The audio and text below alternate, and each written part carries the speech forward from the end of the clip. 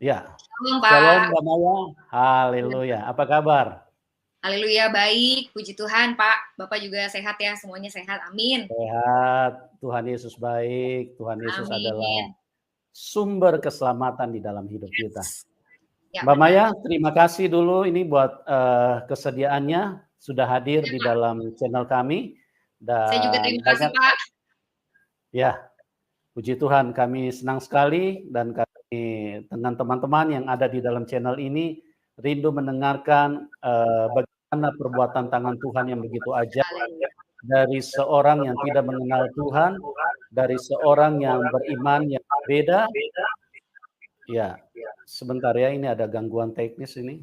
Ya, dari latar belakang yang berbeda, artinya orang yang tidak percaya Tuhan Yesus, kemudian kuasa Tuhan datang di dalam hidup seorang Mbak Maya, kemudian Anda bisa percaya kepada Tuhan.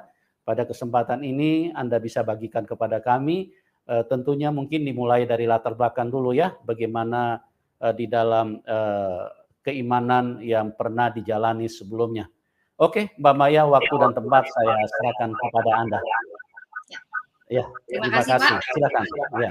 Sebelumnya terima kasih untuk channel ini, untuk Pendeta Yusuf Mandugulu buat kesempatannya saya boleh diundang berbicara di sini. Kiranya Tuhan tolong apa yang saya mau sampaikan, saya saksikan hari ini, semoga bisa saya sampaikan dengan baik dan bisa memuliakan Tuhan yang pastinya, karena ini bukan tentang saya, tapi tentang bagaimana perbuatan Tuhan yang ajaib di dalam kehidupan saya, yang mengubahkan seluruh hidup saya. Ya, biar kiranya apa yang saya sampaikan juga bisa menjadi berkat untuk setiap saudara yang mendengarkan. Pertama-tama perkenalkan, saya dikenal sebagai Kamaya, atau dulu tahun 2005 saya pernah mengikuti ajang pencarian bakat namanya Indonesian Idol. Tadi kalau Bapak bilang saya pemenangnya, enggak, saya enggak sampai menang juara 1, saya masuk sebagai finalis di 6 besar, dan itu udah puji Tuhan Pak gitu.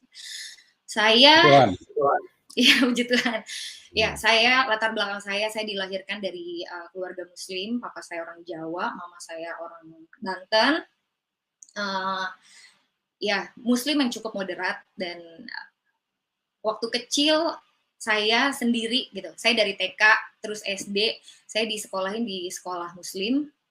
Dan waktu SD cuma saya sendiri yang disekolahin di sekolah Muslim sama keluarga saya, karena kalau menurut papa saya, karena saya anak tertua di keluarga saya, jadi supaya saya bisa membimbing adik-adik saya. Itu niatan papa saya seperti itu. Dan sebenarnya sekarang nih sudah hampir 9 tahun saya menerima Tuhan Yesus sebagai Tuhan dan Juru Selamat saya. Sudah cukup lama, karena tahun 2013 saya memberikan diri saya dibaptis, tapi baru sekarang ini saya memberanikan diri untuk mau untuk diundang kesaksian seperti ini untuk jangkauan yang lebih luas, ya karena memang mungkin ini waktunya ya Pak ya. Mungkin ini waktunya. Ya, amin. Amin ya. Ya, dulu sering ditawarin tapi saya rasa saya belum siap gitu. Tapi sekarang waktunya. Nah, ya jadi keluarga saya adalah keluarga Muslim, papa saya Muslim, mama saya Muslim, dan ya kami dididik cukuplah gitu. Kami waktu kecil juga didatengin guru ngaji, ya pendidikan cukuplah, diajarin sholat, ya. Tapi bukan, mereka itu Muslim yang cukup moderat. Mereka juga berteman dengan berbagai macam latar belakang suku dan agama. Mereka tidak membeda-bedakan. Nah, singkat cerita, papa saya itu meninggal di umur saya yang ke-11 tahun. Meninggal cukup cepat, saya masih cukup kecil pada saat itu. Dia adalah pramugara dan dia meninggal di Jeddah Arab Saudi, karena dia waktu itu terbang haji, mengantarkan jemaat haji. Nah, beliau sempat koma di sana selama 17 hari dan meninggal di sana. Jadi kami sekeluarga, saya bersama mama dan adik-adik saya, kami semua diberangkatkan semuanya ke sana. Dan sebenarnya untuk memulangkan, menjemput jenazahnya untuk dibawa kembali ke Indonesia, tapi sekaligus di sana kita juga difasilitasi untuk bisa umroh, karena kalau umroh itu kan nggak membutuhkan nggak membutuhkan hari yang lebih banyak gitu loh. Kalau ibadah haji yang membutuhkan hari yang lebih banyak, lebih panjang waktunya. Jadi kami sekeluarga kami ibadah umroh pada saat itu. Itu juga pengalaman buat saya dan keluarga saya gitu. Kemudian setelah papa saya meninggal, ya saya dibesarkan oleh seorang single parents, yaitu mama saya. Dan umur 16 tahun, saya tuh dari kecil suka nyanyi. Jadi umur 16 tahun saya didaftarin untuk lomba nyanyi, dan puji Tuhan pada saat itu menang, dan mulai dari situ saya mulai bernyanyi. Banyak yang mengundang untuk bernyanyi sambil sekolah, sambil membantu keuangan mama saya juga, karena pada saat itu nyanyi sudah dibayar ya. Ya, kemudian tahun 2005 saya mengikuti ajang Indonesian Idol, itu season kedua, dan ya puji Tuhan saya masuk sampai finalis 6 besar, dan itu adalah pengalaman yang cukup berharga, dan batu loncatan yang cukup baik, dan pengalaman yang cukup baik bagi saya, yang cukup berharga untuk jadi batu loncatan untuk karir saya. Dan pada saat itu yang terpenting buat saya tuh karir, membangun karir gitu loh. Jadi buat saya pada saat itu yang terpenting adalah karir dalam hidup saya. Saya ngejar karir terus Pak, setiap hari gitu kan. Kerja. Nah, singkat cerita, pada umur ke-28 tahun itu, ya saya menerima Tuhan Yesus sebagai Tuhan dan Juru Selamat saya. Pada saat itu kondisi karir saya tuh bisa dibilang lagi cukup menanjak, cukup baik. Waktu itu saya lagi menerima nominasi award untuk album saya di salah satu ajang bergengsi yaitu Emmy Awards. Terus sama ya lagu saya lagi cukup diterima lah sama masyarakat ya. Chartnya waktu itu masih zaman radio ya, belum sosial media Instagram kayak sekarang gitu. Dulu masih chartnya itu menduduki tangga-tangga teratas lah. Jadi pada saat saya meninggalkan agama saya yang dulu, pada saat saya mengikut Tuhan Yesus, bukannya di kondisi saya yang lagi terpuruk atau lagi apa, enggak, justru saya sedang menikmati hasil jerih lelah saya, dan saya sedang menikmati karir saya. Tapi pada saat saya mengalami Yesus, itu semua mengubahkan, entah kenapa semuanya jadi nggak terlihat lebih penting daripada Yesus. Entah kenapa saya nggak ragu untuk, bahkan sekalipun saya harus kehilangan semua yang saya bangun bertahun-tahun itu, saya nggak ngerasa itu sebagai sesuatu yang rugi buat saya gitu loh. Sudah cukup kasih karunia Tuhan udah lebih besar buat saya, karena pada saat saya mengalami Tuhan Yesus, saya menemukan harta yang paling berharga yang sesungguhnya. Tapi itu juga prosesnya luar biasa, Pak. Prosesnya panjang. Jadi saya berpacaran dengan, pada saat itu ya dulu cuman ya namanya anak muda ya, berpacaran, kita nggak mikir panjang, pacaran sama seorang anak gembala. Ternyata saya juga nggak tahu awalnya.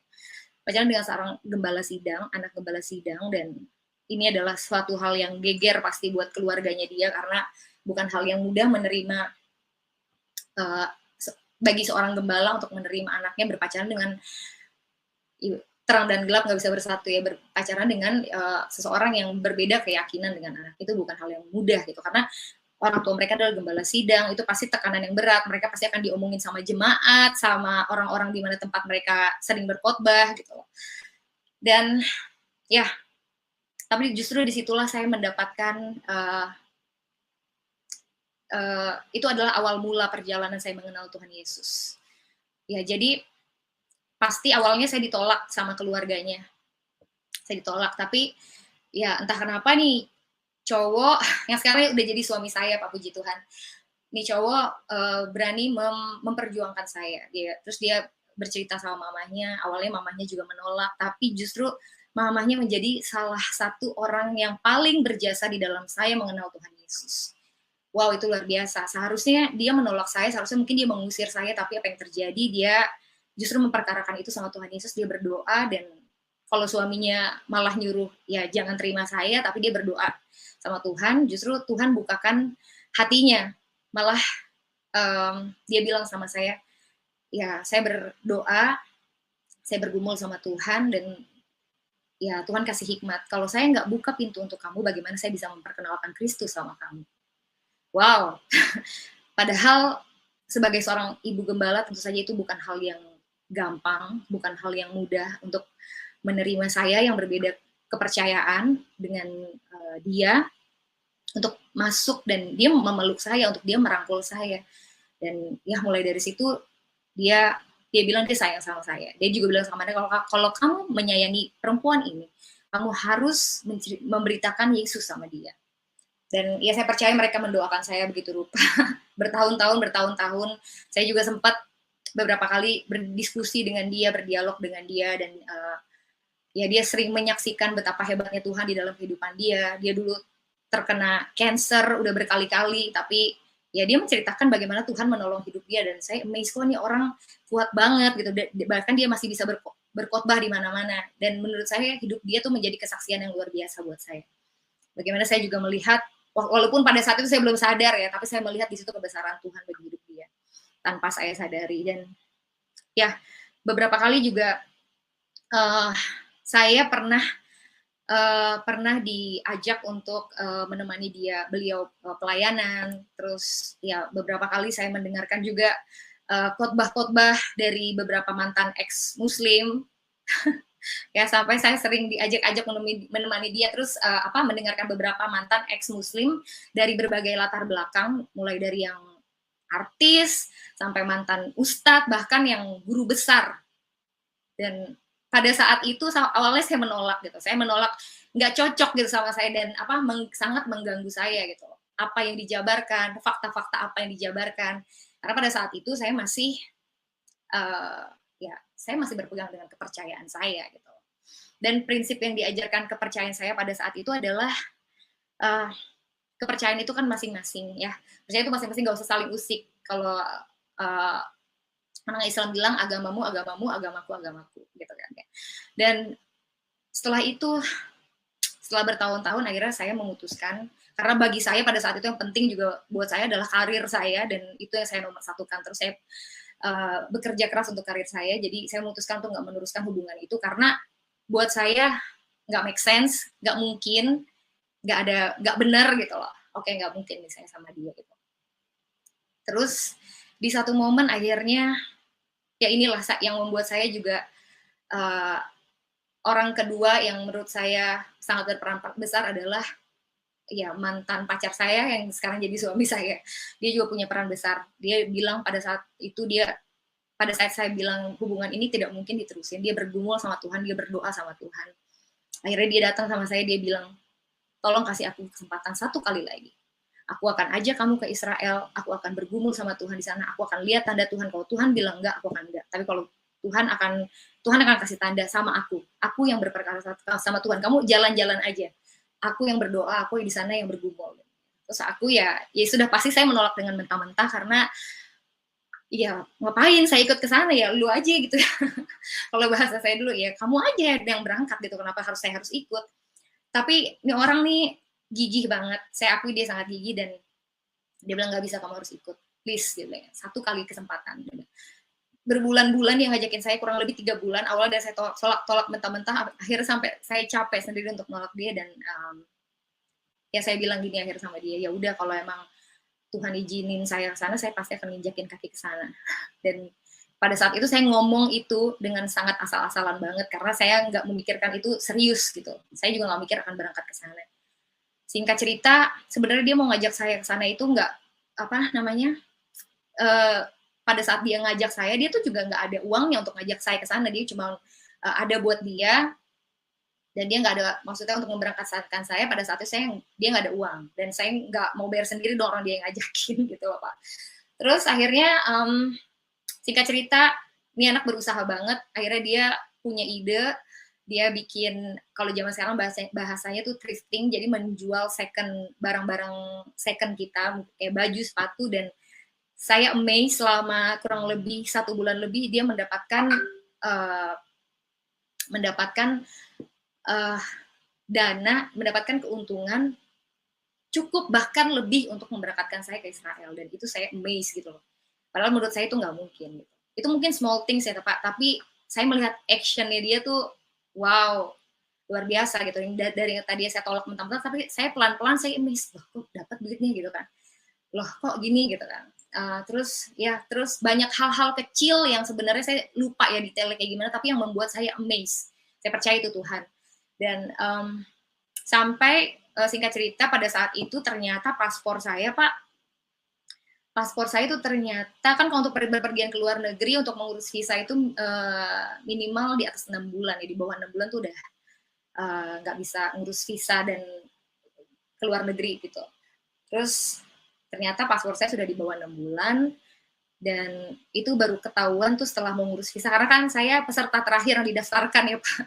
Jadi kurang lebih 2-3 minggu lah itu mau ngurus visa dan ternyata wah ini udah nggak bisa nih, sulit ini, nyusahin, sampai akhirnya saya harus perpanjang paspor itu apa namanya, itu lucu banget, berkas-berkasnya ketinggalan di rumah saya di Serang, terus kita bulak-balik lagi sampai akhirnya bisa ngurus paspor. Terus amaze-nya lagi harusnya udah nggak mungkin bisa dapat visa kalau menurut orang travelnya juga kayak gitu. Ini kita 50-50 ya, dia bilang kayak gitu. Tapi yang bikin saya amaze lagi ternyata dapat visanya dan saya baru megang paspor itu pas di bandara. Tadinya saya kayak ya udah bawa aja berangkat enggak. Saya juga teringat sama kata-kata saya kalau emang berangkat ya pasti berangkat gitu, pasti saya nginjekin kaki di sana. Ternyata berangkat dan ya selama di perjalanan saya nggak mikir apa-apa gitu, saya cuman ya udah kan dia yang sedang bergumul, saya tidak gitu. Kalau saya sudah bulat dengan keputusan saya nggak mungkin. Sampai di sana itu berangkat juga dengan keluarganya, dengan jemaat-jemaatnya dia dan dengan pastori, orang-orang pastori. Jadi mereka semua jadi saksi di sana dan sampai di sana pertama kali saya keluar dari bandara, terus menginjakan kaki di tanah itu, saya langsung teringat, saya langsung flashback pada saat itu juga saya ingat kata-kata saya, kalau Tuhan mengizinkan saya menginjakan kaki di Israel, pasti aku akan menginjakan kaki di sana, dan itu terjadi dan saya langsung bergidik gitu. Saya teringat itu, langsung saya terpikir, berarti Tuhan izinin saya ke sini dong, berarti ini rencana Tuhan dong. Aduh, itu mengganggu pikiran saya, jadi selama di bis, orang-orang semuanya pada tidur, dan cuma saya doang yang nggak bisa tidur, dan saya sangat terganggu dengan pikiran itu. Dulu saya bilang sama dia, kalau memang rencana Tuhan, kalau memang kehendak Tuhan, aku menginjakan kaki di sana, aku pasti akan menginjakan kaki di sana, dan ternyata sekarang aku ada di sini, menginjakan kaki di sini, berarti ini rencana Tuhan, Tuhan maunya apa ini kayak gini, dan itu mengganggu saya sepanjang perjalanan, dan akhirnya saya menyerah, saya doa gitu kan. Saya nggak tahu gitu, saya nggak bisa diolah dengan pikiran saya akhirnya berdoa sama Tuhan di situ. Tuhan tolong tunjukkan siapa Tuhan yang benar. Aku nggak tahu, kayak maksudnya tolong Tuhan, tolong tunjukkan kalau memang Tuhan yang benar adalah Tuhan yang saya percaya selama 28 tahun ini. Waktu itu umur saya 28 tahun. Tolong Tuhan teguhkan saya. Tolong kasih tunjuk sama saya. Tapi kalau misalkan Tuhan yang benar adalah Yesus yang mereka percaya, tolong Tuhan juga tunjukkan sama saya. Mau walaupun pada saat itu di pikiran saya tuh apa ya, itu kayaknya nggak mungkin gitu loh. Karena yang saya percaya selama ini adalah keyakinan saya. Meskipun itu ya itu agama keturunan saya, tapi itu yang saya percaya, itu yang saya pegang. Dan singkat cerita, beberapa hari kami di sana, ya mereka berdoa, mereka pergi ziarah dari gereja ke gereja, dari suatu tempat ke tempat yang lain. Ya saya hanya mengikuti dan apa ya udah kan dia bilang ya udah kamu jalan-jalan aja, kamu enjoy karena memang tempatnya bagus. Ya udah saya enjoy aja, paling cuma tanya-tanya ini itu tanya. Terus di hari kesekian, saya lupa hari keberapa, tour leadernya bilang, memberikan pengumuman di bis bahwa besok kita akan ada destinasi untuk pergi ke Sungai Jordan. Jadi bagi siapa yang mau dibaptis atau mau memberikan dirinya untuk rededikasi, silakan mendaftarkan diri kepada saya. Dan ya udah, bagi saya itu cuman sekilas info lewat gitu aja gitu. Sampai singkat cerita saya tidur, malamnya harinya saya tidur itu saya kecapean banget Pak, karena namanya ikut tour itu kan dari subuh kita udah siap-siap bangun, terus kan pindah hotel, pindah kota, baru pulang, baru sampai kamar tuh biasanya paling cepat jam 9 malam atau jam 10 malam, jadi capek banget. Dan singkat cerita, saya tidur pada saat itu, entah kenapa saya tidur dengan pakaian lengkap, masih pakai sepatu boots, masih pakai jaket, masih pakai tas bahkan, dan pegang handphone, saya tidur kayak gitu sampai pagi. Dan di pagi hari itu adalah momen yang gak akan pernah saya lupakan, itu momen yang merubahkan hidup saya. Saya, apa ya, mungkin saya bukan ketemu Tuhan dengan cara yang Tuhan datang sama saya menunjukkan sosoknya seperti apa, atau Tuhan datang di mimpi saya, tidak dengan cara yang seperti itu. Tuhan bisa bisa melawat umatnya, bisa datang dengan bentuk apa saja, dengan cara apa saja, maksud saya. Jadi pada saat itu pagi-pagi saya belum mudeng, dibangunin sama teman saya, bangun bangun, kita mau pergi, kita udah mau berangkat gitu. Oh iya, saya bangun dan saya mandi. Nah di kamar mandi itu itu adalah moment of truth karena disitulah saya mengalami sesuatu yang mengubahkan hidup saya. Hanya small things yang Tuhan bukakan di dalam kehidupan saya dan itu mengubah segalanya. Jadi pada saat saya di bawah pancuran itu masih ngantuk-ngantuk terus tiba-tiba kayak Tuhan bikin flashback dari kejadian saya waktu kecil itu saya yang di sekolah muslim, terus ya papa saya minta saya untuk ini adik-adik saya, terus saya umroh, terus banyak hal lah, saya juga saya nyanyi, saya beberapa kali pernah pacaran dengan orang yang beda agama sampai saya doa gitu sama Tuhan kok aduh jangan deketin sama orang-orang yang beda agama dong gitu. Ya itu masih konyol lah. Tapi intinya terus sampai di momen aku ada di situ dan suara hati aku bilang, aku percaya itu Roh Kudus, Maya tidak ada yang kebetulan. Sampai aku ingat juga kalau aku menginjakan kaki di situ itu adalah kehendak Tuhan, Maya tidak ada yang kebetulan. Dan itu yang ada di pikiran aku sepanjang hari. Aku nggak bisa ungkapin, pada hari itu aku nggak ngomong sama siapa-siapa dan aku diam, aku hanya memikirkan pikiran itu terus, itu mengganggu aku sepanjang hari. Dan entah kenapa pada saat kami setelah makan siang di satu tempat, saya mendatangi sang tour leader dan saya menuliskan nama saya di situ. Dan tanpa ada rasa takut, tanpa ada rasa, saya tahu siap dengan sadar. Karena saya tahu siapa diri saya tahu siapa keluarga saya tahu teman-teman saya tahu pekerjaan saya, dan saya juga tahu resikonya bahwa kalau saya melakukan ini resikonya apa saya sadar, tapi entah kenapa semuanya tidak membuat saya jadi takut gitu loh. Dan ya akhirnya kami tiba di Sungai Jordan dan gak ada yang tahu kalau saya menuliskan nama itu di buku kecuali saya, Tuhan, dan si tour leader itu. Cuman kita bertiga yang tahu dan gak ada yang tahu. Pas diumumin semuanya benar-benar ya ibu calon mertua saya, ya pacar saya pada saat itu, mereka semua dan orang-orang mereka semua nggak bisa berkata apa-apa juga, mereka bahkan saya duduk sama pacar saya pada saat itu, dia pun nggak bertanya apa-apa dan saya pun tidak mau ditanya-tanya karena menurut saya ini adalah urusan pribadi saya dengan Tuhan, ini adalah momen saya sama Tuhan, saya nggak mau diganggu-ganggu, saya nggak mau ditanya-tanya. Dan pada saat kami sampai di sana, ibu gembala itu bertanya sama saya, Maya kamu yakin gitu kan, Maya kamu yakin, dan dia sampai menangis. Dan saya sebenarnya nggak mau ditanya-tanya, tapi saya hanya bilang sama dia, kalau aku nggak yakin aku nggak akan tulis nama aku di situ, dan aku langsung pergi. Dan aku baru sadar kalau ternyata kalau untuk baptis kita harus mempersiapkan diri. Kemarin juga diumumin ternyata kalau kita harus bawa baju ganti, ya semuanya lah, karena kita akan nyemplung dan basah di situ walaupun kita pakai luaran. Dan aduh ini gimana, saya nggak bawa apa-apa, benar-benar saya nggak bawa apa-apa, cuman baju yang melekat di tubuh saya karena saya tidak mempersiapkan diri untuk itu. Sampai akhirnya ternyata Tuhan sudah persiapkan karena ada seorang teman yang mau rededikasi. Mungkin dia mau rededikasi atau dia baptis, aku nggak tahu. Dan dia meminjamkan itu sama saya, dia memberikan itu sama saya. Maya, kamu nggak bawa apa-apa ya? Aku nggak bawa apa-apa. Kamu pakai aja punya aku, kamu yang lebih butuh. kamu yang lebih butuh dan kamu pakai aja. Aku nggak apa-apa, dan kayak gitu. Ya, aku percaya Tuhan juga yang sudah menyediakan itu. Sampai akhirnya pada saat aku mau memberikan diri aku dibaptis, aku langsung seolah-olah kayak terflashback lagi, kerjaanku, karirku, keluargaku, bagaimana, tapi entah kenapa itu tidak menghalangi aku untuk melangkah untuk dibaptis. Dan pada saat itu aku memberikan diri aku dibaptis. Dan itu baru awal, itu baru startnya aja, karena setelah itu ya justru ceritanya setelah itu gitu, bagaimana aku mempersiapkan diri aku, setelah aku pulang aku mempersiapkan diri aku sangat rindu, aku sangat haus untuk mengenal Tuhan. Dan sampai aku tuh pada saat itu ya aku mempelajari dari dua belah sisi di kepercayaan aku yang lama dan tentang Yesus, ya, dari Alkitab dan dari kepercayaan aku yang lama. Aku pelajarin sejarahnya sampai aku menemukan satu artikel yang wow,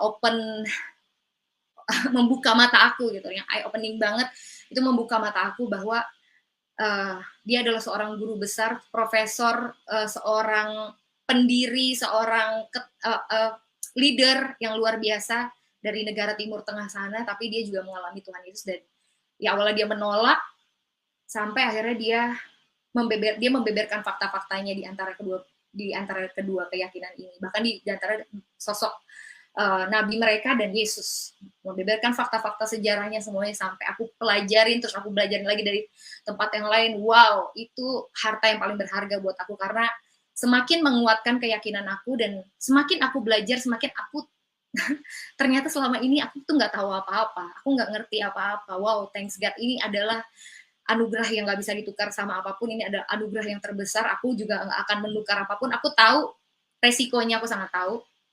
Sampai akhirnya setiap hari aku di gereja kami pada saat itu ada 4 kali ibadah dalam 1 minggu. Ibadah hari Minggu udah pasti, tengah minggu, terus ada pendalaman Alkitab, ibadah pemuda, dan ya kalau saya nggak ada kerjaan, atau setelah saya kerja atau meeting, saya pasti langsung meluncur ke sana. Jadi ya dari situlah berbulan-bulan akhirnya keluarga saya curiga. Dan karena saya jarang bersama mereka di rumah, saya kerja aja saya udah jarang sama mereka, ini lebih jarang lagi gitu. Karena ya itu balik lagi, saya haus, saya mau belajar, saya saya pengen diisi gitu, saya ingin memperlengkapi diri saya gitu. Sampai akhirnya ya tibalah momen di mana saya harus berkata terus terang dengan keluarga saya. Waktu itu Ibu Gembala saya juga berpesan bahwa kalau tiba waktunya, kamu jangan sampai menyangkal Tuhan Yesus.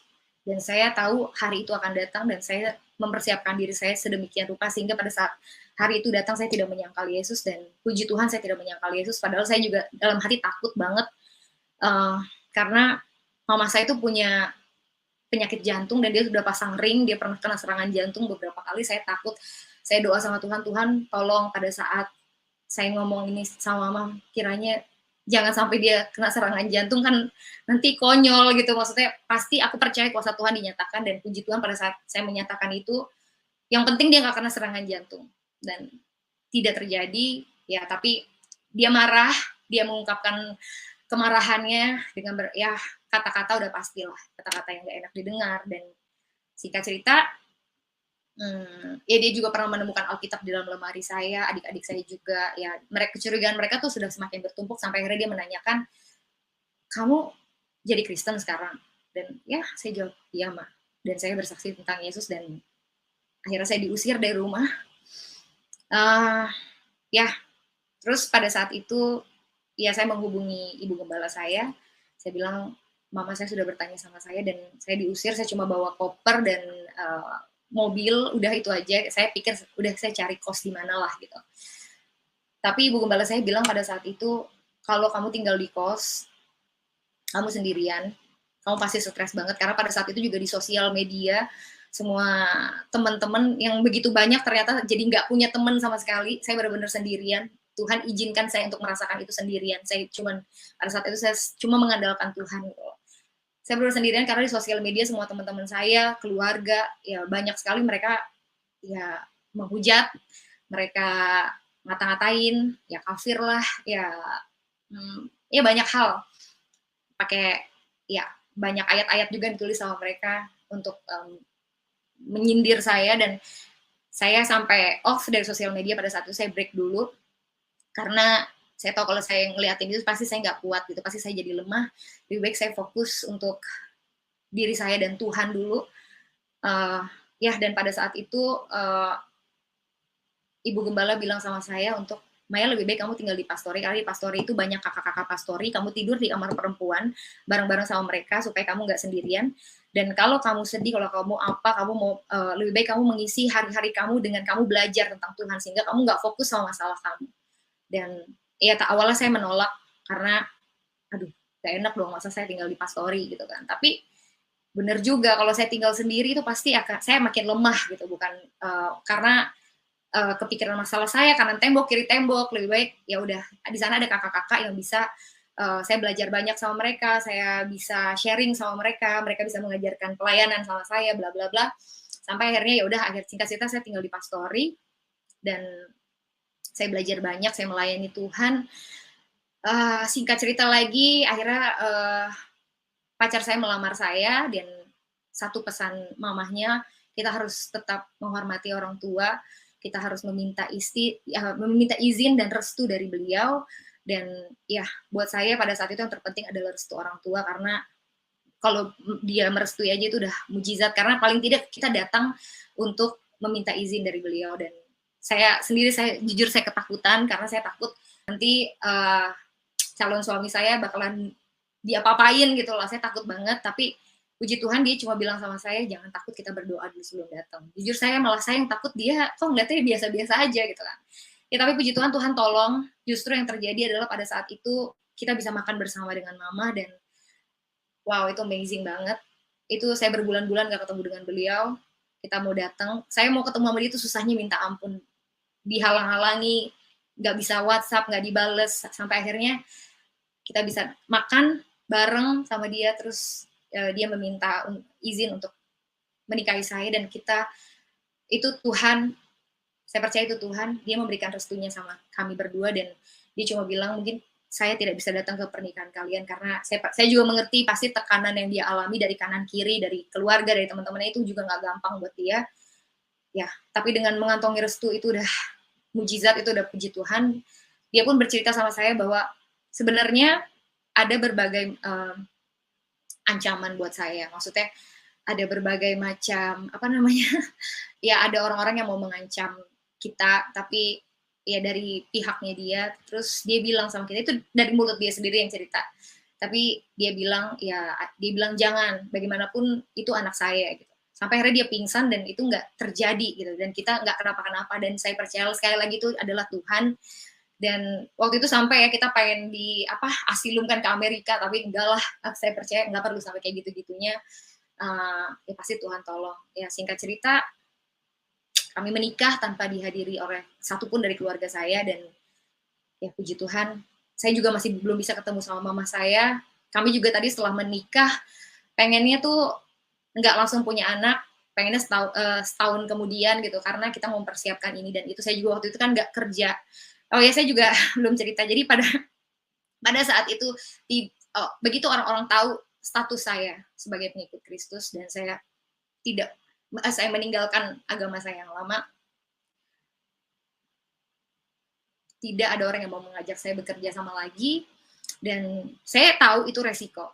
Jadi saya sudah sadar. Jadi pada saat itu terjadi, saya tidak mempermasalahkan itu. Bahkan ya tadi saya sudah bilang kalau dulu itu adalah hal yang terpenting buat saya, itu adalah hal yang selalu saya pikirin, yang penting banget, yang saya kejar-kejar terus. Kalau setelah saya menemui Kristus, setelah saya mengalami Kristus, entah kenapa itu bukan menjadi hal yang terlalu penting buat saya. Jadi setelah saya menikah, ya saya bingung saya mau ngapain gitu kan.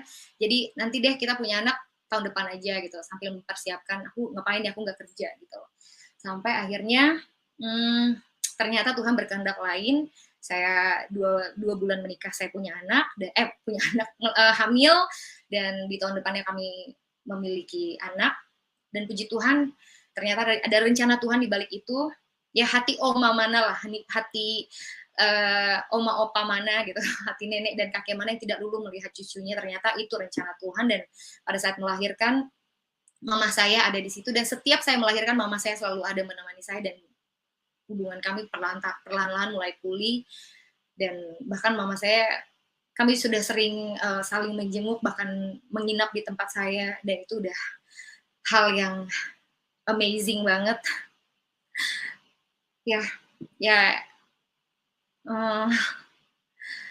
Jadi pastinya proses mengikuti Tuhan Yesus dengan berbagai macam ancaman, ya itu yang namanya memikul salib. Dan setelah saya belajar lebih banyak, setelah saya menggali lebih banyak, balik lagi ya, bukan dari satu pihak aja, saya harus adil dari dua pihak, karena saya nggak mau kalau istilah orang tuh beli kucing dalam karung lagi. Saya nggak mau cuman agama karena keturunan, saya mau mengalami Tuhan sendiri. Setelah saya mengalami Tuhan, saya pelajari, ternyata semuanya make sense, dan iman saya, nggak ada alasan untuk iman saya goyah. Justru saya semakin yakin kepada Tuhan Yesus. Dan ya walaupun sekarang walaupun sekarang saya nggak mendapatkan fame seperti dulu. Mungkin ya dulu saya dikenal sebagai penyanyi, tapi sekarang itu bukan hal yang terpenting lagi buat saya. Sekarang saya adalah seorang pelayan Tuhan, saya dan suami saya adalah pelayan Tuhan, puji Tuhan kami melayani di gereja kami. Suami saya sekarang pendeta muda di gereja saya, dia berkhotbah juga di hari Minggu, dia juga musisi, dia main band juga, dia juga seorang produser, dan saya sebagai ibu rumah tangga dari 3 orang anak yang diberkati Tuhan, dan saya melayani Tuhan. Puji Tuhan saya, ya pasti ya saya menyanyi ya, saya worship leader, dan saya juga saya pernah mengikuti kelas untuk seni berkhotbah, dan itu puji Tuhan saya lulus. Kalau mungkin nanti kalau ada kesempatan, karena anak saya masih kecil-kecil, tadi saya mau ambil kelas teologi gitu, tapi karena anak saya masih kecil-kecil, jadi kayaknya belum waktunya. Jadi ya, tapi saya tapi tidak menghentikan kita untuk belajar. Kita bisa belajar dari mana aja, sampai kesempatan itu tiba kita bisa belajar dari mana aja. Dan ya saya juga berkhotbah di kaum kecil seperti kaum ibu atau kaum pemuda. Ya, puji Tuhan kami berdua sama-sama melayani Tuhan, dan kami juga masih tetap berkarya. Kami punya band namanya Kamaya and Mr. Postman. Di band itu kita menyampaikan kasih yang universal, dan dulu juga bukan orang yang percaya, saya juga pengen semua orang merasakan kasih Tuhan. Jadi kami membuat band itu dengan salah satu sahabat kami, dan liriknya positivity dan uplifting, yang mudah-mudahan bisa memberkati untuk semua yang mendengarkan juga. Ya, itu kira-kira singkatnya dari cerita saya. Nggak terlalu singkat ya, Pak. Terima kasih. Haleluya, luar biasa sekali. Bagaimana Tuhan Yesus yang adalah Tuhan yang benar menjamah seseorang dan mengubahkan kehidupannya dari seorang yang berbeda iman, tetapi Tuhan Yesus itulah Tuhan. Dia mencintai semua, dia mencintai siapapun, warna kulit apapun, status sosial apapun, semua dia cintai. Satu firman-Nya yang luar biasa di dalam Matius 11 ayat 28. Marilah kamu yang letih lesu dan berbeban berat, karena aku akan memberikan kelegaan kepadamu. Kalau itu bukan firman Tuhan, pasti dia akan berkata begini, marilah kamu orang-orang Kristen, karena aku akan tolong kamu. Nah, kalau firman-Nya seperti itu, maka dia bukan Tuhan. Karena apa? Karena dia Tuhan satu agama, dia Tuhan satu kelompok. Tapi di firman-Nya jelas, marilah kamu yang letih lesu berbeban berat. Itu lintas apapun, melewati apapun. Jadi semua manusia yang punya beban berat, Tuhan mengundang kita. Tuhan menawarkan kasih-Nya, Tuhan menawarkan kebaikan-Nya. Dan firman-Nya luar biasa lagi, karena di situ diceritakan, di situ dikatakan, marilah kamu yang letih lesu berbeban berat. Kalau dia firman manusia, kalau dia perkataan manusia, maka perkataannya akan seperti ini. Marilah kamu orang-orang Kristen yang mempunyai beban yang ringan. Ya, siapa tahu aku bisa tolong. Tapi karena dia Tuhan, yang berbeban berat pun itu dinantikan Tuhan, ditunggu Tuhan. Karena Tuhan siap, karena dia maha kuasa. Dia mau menolong setiap kita. Oh, luar biasa sekali. Itulah yang terjadi dengan Mbak Maya. Bagaimana prosesnya yang begitu ajaib. Pada waktu beliau sedang ada di kamar hotel, Tuhan memberikan peneguhan terhadap apa yang Tuhan telah rencanakan, yaitu bahwa di mana dia berjanji dalam hati, dan Tuhan itu tahu kalau Tuhan izinkan pasti saya bisa berangkat dan ikut ke Israel. Dan luar biasa sekali, tidak ada yang menyuruh untuk Mbak Maya dibaptis. Tidak ada yang memberikan usulan, apalagi memaksa. Dan hal itu coba lihat bagaimana terjadinya dan dibaptis, dan ada orang yang telah juga merelakan untuk perlengkapan, untuk pakaiannya bisa diserahkan kepada Mbak Maya dulu. Luar biasa sekali rencana Tuhan. Mbak Maya, kalau tidak keberatan ini mungkin boleh nyanyi satu lagu untuk memberkati teman-teman di sini. Ya, kira-kira apa lagu yang selama ini yang sangat menginspirasi Mbak Maya? Oke Pak, jadi saya ada Ya. tulis sebuah lagu, ini di project saya sendiri, yang tadi saya bilang ya Hmm. namanya Kamaya Postman. Saya nyanyi ya Pak, judulnya Terus Melangkah, karena itu juga lagu berdasarkan pengalaman saya dan ya semoga bisa memberkati semua orang yang Ya. mendengarkan, amin. Amin. Nyanyi ya. Ya. Jangan kau ragu, teruslah melangkah, hari depan ada untukmu. Harapanmu tak akan hilang, sambut hari baru dan tersenyumlah. Ya Pak, itu judulnya Terus Melangkah. Saya tulis lagu itu, semoga bisa menjadi berkat untuk semua yang mendengarkan. Iya, luar biasa. Bagaimana Mbak Maya tidak memusingkan tentang pekerjaan beliau yang pada saat beliau menerima Tuhan Yesus, dia banyak ditinggalkan, bukan hanya ditinggalkan keluarga, dia ditinggalkan orang-orang yang berhubungan dengan pekerjaan, teman-teman, dan masih banyak lagi aniaya yang diterima oleh seorang Mbak Maya. Tapi beliau tidak memusingkan itu karena beliau telah berjumpa dengan harta yang sesungguhnya, telah berjumpa dengan Tuhan yang benar, telah berjumpa dengan Tuhan yang baik, yang sangat peduli dengan hidupnya dan telah memberikan keselamatan dan telah memberikan surga yang adalah kepastian karena hanya Tuhan Yesus yang memberikan jaminan. Tuhan Yesus berkata, di bawah kolong langit ini tidak ada nama lain yang olehnya manusia bisa diselamatkan kecuali di dalam nama Tuhan Yesus Kristus. Dengarkan teman-teman, di bawah kolong langit ini, permisi tanya, Anda tinggal di mana? Kalau Anda bilang saya tinggal di bawah kolong langit, ya berarti tidak ada nama lain. Tidak ada nama lain yang olehnya manusia bisa diselamatkan kecuali di dalam nama Tuhan Yesus. Sebab itu dengan adanya kesaksian ini kiranya bisa menolong kita, bisa mencerahkan kita, bisa menyadarkan kita, jangan terlambat. Karena pastikan hidupmu bahwa engkau telah berjumpa dengan Tuhan yang benar, karena Tuhan yang benar itu hanya satu. Dan firman Tuhan itu hanya satu, kebenaran itu hanya satu. Tidak mungkin ada dua. Sebab itu carilah, pastikanlah bahwa hidupmu telah berjumpa dengan Tuhan yang benar, telah berjumpa dengan firman. Jangan kita hanya berjumpa dengan huruf-huruf, hanya berjumpa dengan buku, terus kemudian ternyata, kemudian kita terhilang dan kemudian kita binasa. Tidak ada lagi yang bisa menyelamatkan kita. Selama di dunia ini, inilah waktu kita untuk bertobat, untuk percaya kepada Tuhan. Mbak Maya, izinkan saya bertanya 1-2 pertanyaan kepada Mbak Maya. Di dalam Tuhan Yesus, mengikut Tuhan Yesus kan banyak tantangan ya, banyak hal yang kadang-kadang mungkin mengarah kepada aniaya, bahkan mungkin mengarah untuk kita mungkin bisa mengalami hal yang lebih fatal lagi. Karena Tuhan Yesus bilang, jikalau kamu mengikut aku, kamu harus pikul salib. Yes. Apa artinya salib? Salib itu artinya menghancurkan daging. Kita bisa menjadi korban, bahkan mungkin kita bisa dibunuh oleh karena nama Tuhan.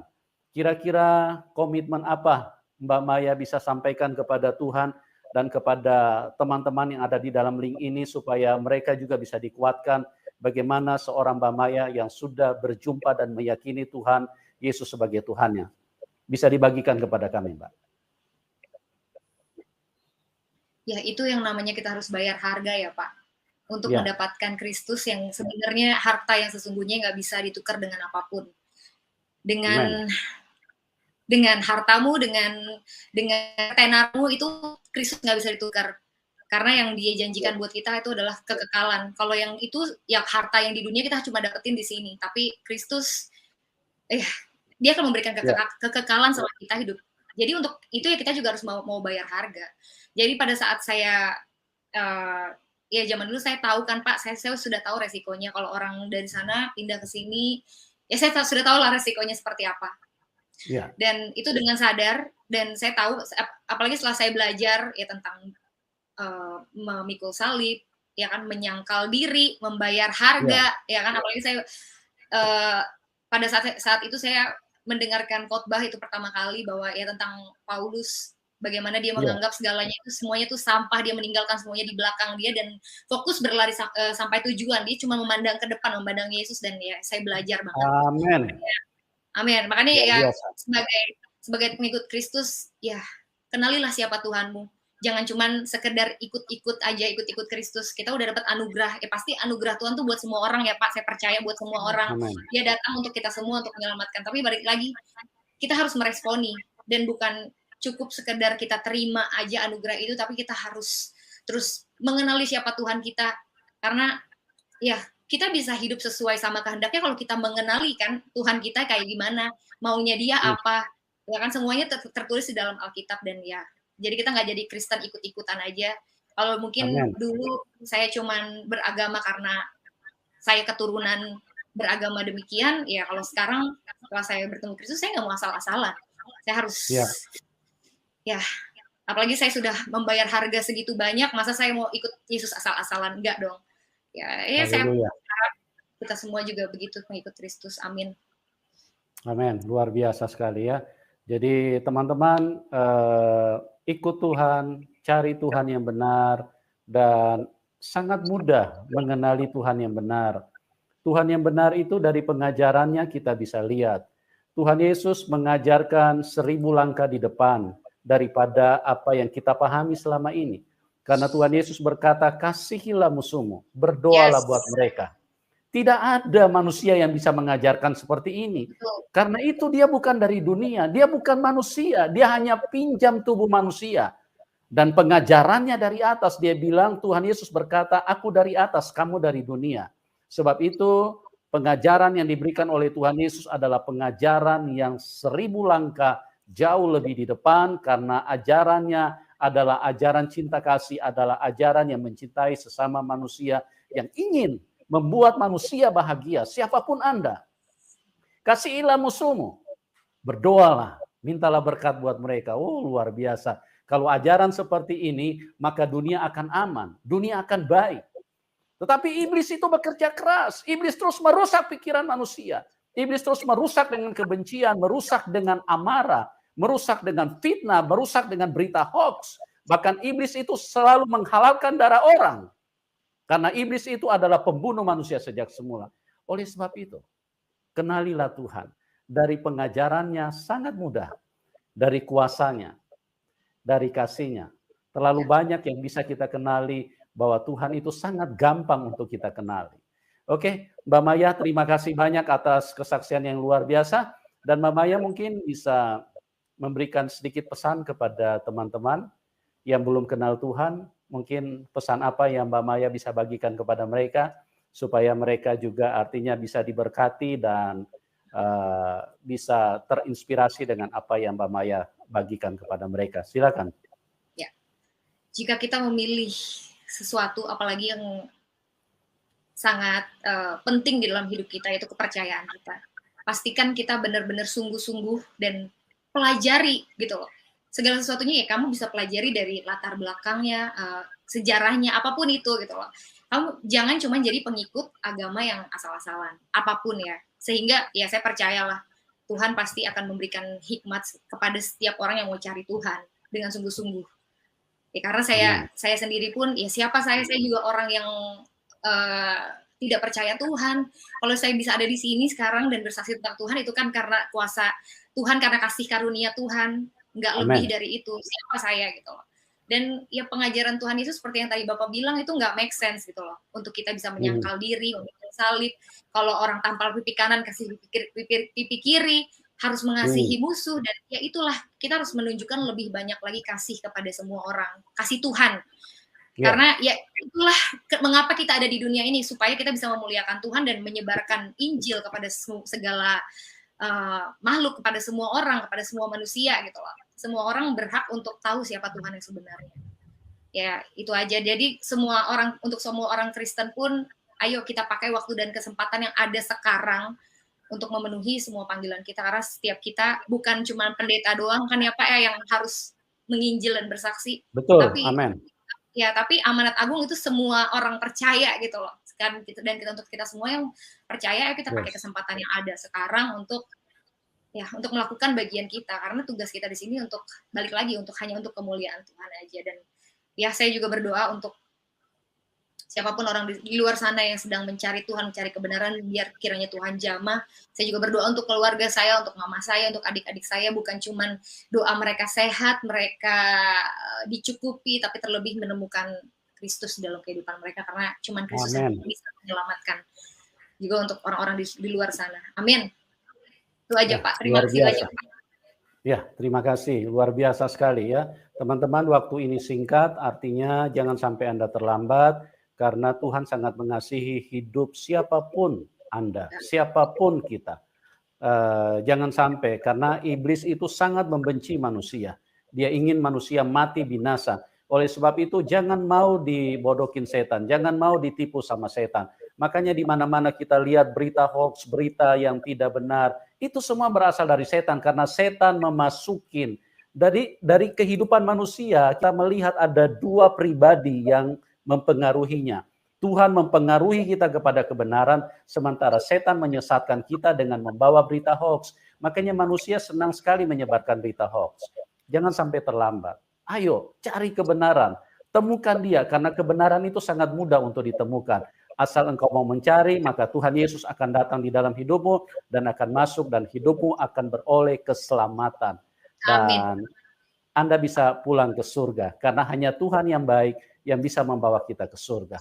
Oke Mbak Maya, terima kasih banyak buat kesaksian Anda. Doa kami buat Mbak Maya dan keluarga, Tuhan pakai kalian dengan luar biasa untuk menjadi saksi Tuhan di akhir zaman, terus memberitakan Injil dan dengan semangat untuk membagikannya kepada siapapun. Dan bagi teman-teman juga yang sudah ada di dalam link ini, doa kami buat kalian semua, Tuhan Yesus yang adalah sumber kemurahan, terus mencurahkan kebaikannya di dalam hidup setiap manusia, setiap Anda, supaya Anda mungkin satu ketika akan bertemu dengan kasih karunia Tuhan. Dan terima kasih sekali lagi. Tuhan Yesus memberkati. Kita akan berjumpa di program selanjutnya. Dan salam kemenangan buat kita semua. Amin.